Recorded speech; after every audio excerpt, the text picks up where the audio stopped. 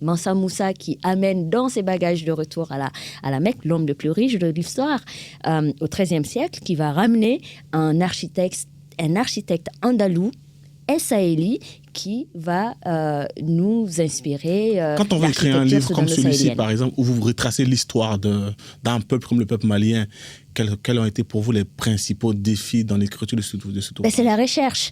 À l'époque, j'avais pas... Surtout, je sais, quand je regardais l'actualité il n'y a pas très longtemps, il y a une certaine époque, il y a des bibliothèques maliennes à Tombouctou qui ont été détruites. Sankoré. Comment on fait pour retourner dans les écritures et dans l'histoire? Alors, détruite et remise en place.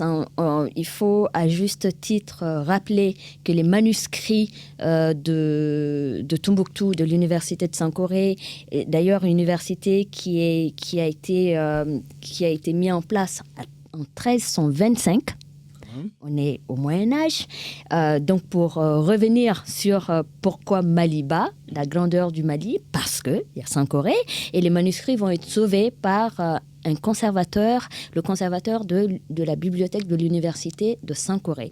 Monsieur Haïdara, qui a fait un excellent travail et qui a permis de sauver plus de 300 000 textes des runes de l'attaque à l'époque de Tombouctou, et qui sont aujourd'hui préservés ou aidés à être préservés, parce que le gouvernement malien, enfin tous les gouvernements maliens jusqu'à aujourd'hui sont aidés par l'UNESCO pour préserver ces manuscrits-là.